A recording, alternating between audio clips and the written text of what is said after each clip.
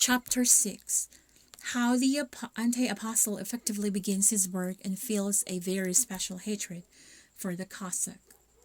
I therefore prepared myself openly to enter the seminary, and my mother, who was cured, made some ill-considered purchases for me when the bomb exploded in the form of a telegram calling me to Rome and mentioning for a new assignment. I made believe that I did not understand. My mother again started to cry, and I heaved a sigh of relief. When I left the country for my childhood days, I hoped never to return. In Rome, I had very interesting conversations with a professor who would be mine when I would have received the priesthood. He was a member of our network. He was very optimistic. He had specialized in Holy Scripture and was working with a new translation of the English Bible. The most outstanding thing was that he had chosen a Lutheran pastor as his only collaborator. The pastor said, besides, was no longer in agreement with his own church, which seemed old-fashioned to him. This collaboration, of course, remained secret. The aim of these two men was to rid humanity of all systems which it had given itself through the Bible, and especially the New Testament, that the virginity of Mary, the real presence of Christ in the Eucharist, and his resurrection, according to them, were to be set aside in order to end up with a complete suppression. The dignity of modern man in their eyes was worth such a price. The professor also taught me a reasonable way to say Mass, since in 6 years it would be obliged to say it. While waiting for a profound modification of the whole ceremony, he never pronounced the words of the consecration. But so as not to be suspected, he pronounced words almost similar, at least according to the ending of the words. He advised me to do the same. All that made this ceremony look like a sacrifice should, little by little, be suppressed. The ceremony should represent only a common meal among Protestants. He even assured me that it should never have been otherwise.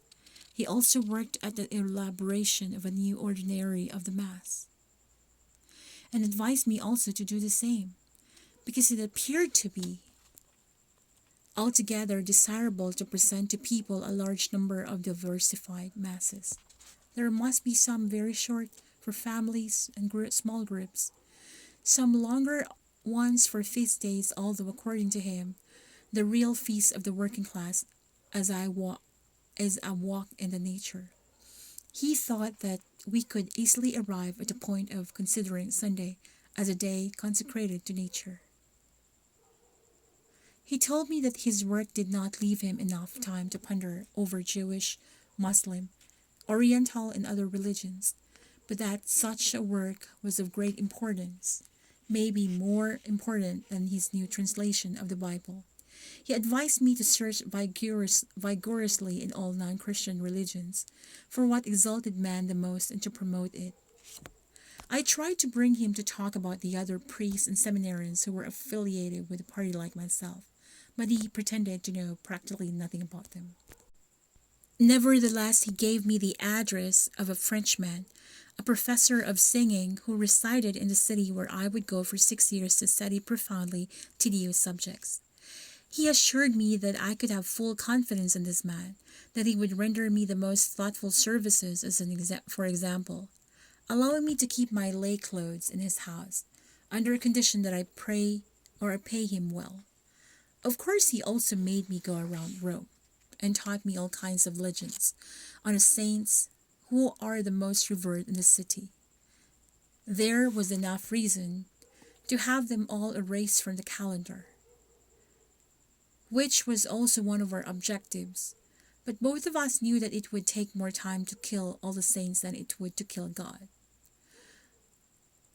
One day, while we were resting on the terrace of a cafe, he said to me, "Imagine the city without a single Cossack, without a single religious costume, masculine or feminine.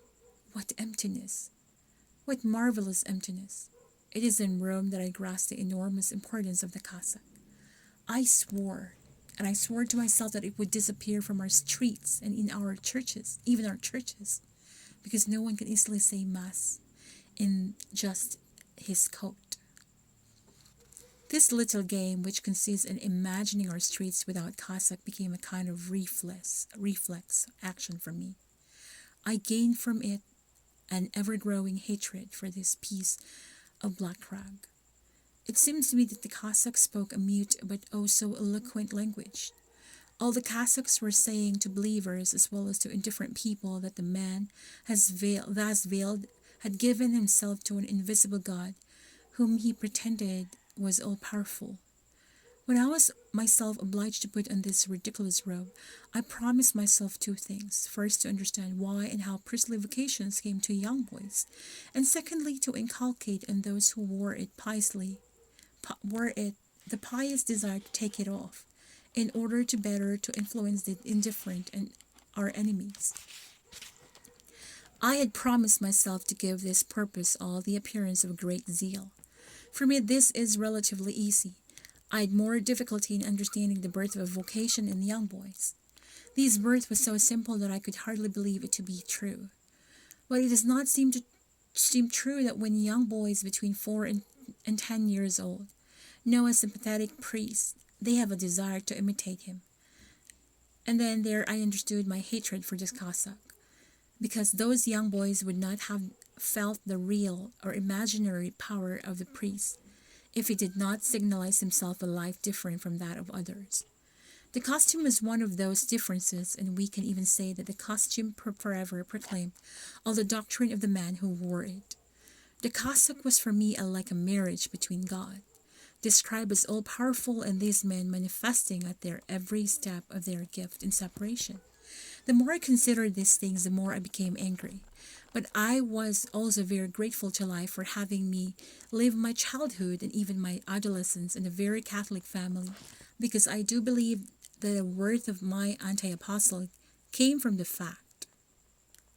fact. I knew that, on account of past experiences, I would be the best of agents, and consequently I was destined to become the Grand Chief of this profitable work. I felt entitled to rejoice in advance, because young boys, when they would meet priests living like all their people, would no longer desire to imitate them.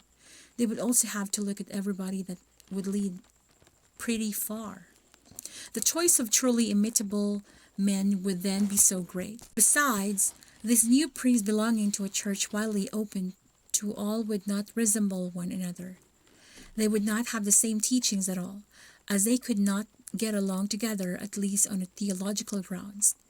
Each one would only have a few followers, and since they would fear the colleague living in a neighboring ward, in short, they could only agree on philanthropic questions, and God would be dead. That's all. But after all, this is not something difficult, and I ask myself why nobody has yet thought out this method. It is true that some centuries are more favorable than others for the blooming of certain flowers. The beginning of my seminary life was a most happy one. My condition of an only and very cherished child of a rich family who preferred separation to war made an interesting subject. Everyone wished to show sympathy to the courageous young Polish man. The glory of God was more worthy to me than that of my country. And they would say, "What holiness, with modesty." I let them speak. I had promised myself to be the first in everything, and it was so my knowledge of living languages was really prodigious. This is, after all, common to Orientals. I worked with stubbornness on Latin and Greek. I was also authorized to follow special lessons in singing with my French friend. This seminary was not strict at all. The formation of character was not stressed as much as in Europe. I was also outstanding in competitive sports, but did not show my special knowledge of hand-to-hand fighting, a knowledge that came directly from Japan. In short, all was going so well that I felt lonesome, and was looking for some feat that would bring sparkle into my life. I found nothing better than to confess myself to one of my professors, who seemed the most attracted to me personally.